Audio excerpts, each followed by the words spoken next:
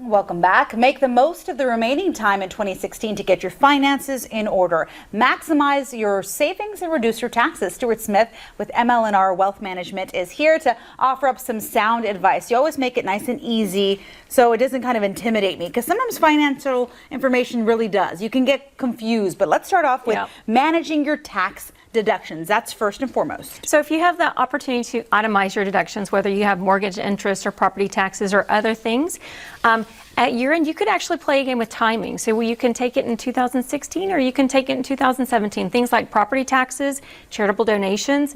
Look to see where you may get the most benefit. So if you have a higher tax year this year, it may be the time to pay those property taxes instead of waiting until January 31st. Okay. You also say maximize your tax deferred savings.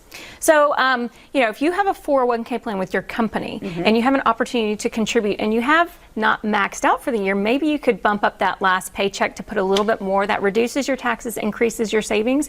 And if you are not in a plan or can also do an IRA, you have until April 15th of 2017 for it to qualify for this year. You mentioned about maxing out about, I don't know, a couple of times back that you were here. And then I went and I checked and I thought, oh my goodness, I'm not. Can I tell you, I don't even know the difference at, at 2% or 3%. You don't feel it because it just automatically comes out. The little bit that you do, you may not feel, but it makes a difference in the long run. It makes a huge difference, really yes. does. Also, you say consider charitable contributions. So a lot of people like to give at year end. And again, if you're itemizing deductions for taxes, you have ability to actually reduce your taxable income by giving more contributions. And so think about who you want to give for and what it means.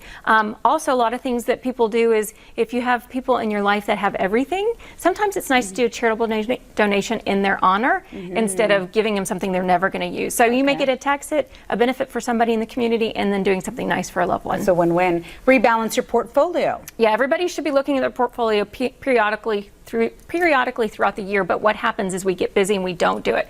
So what I like to do is put a reminder on my calendar, pick a date and a time to do it between now and year end, and make sure that you commit to that time and look at it, make sure you're in proportion to where you should be.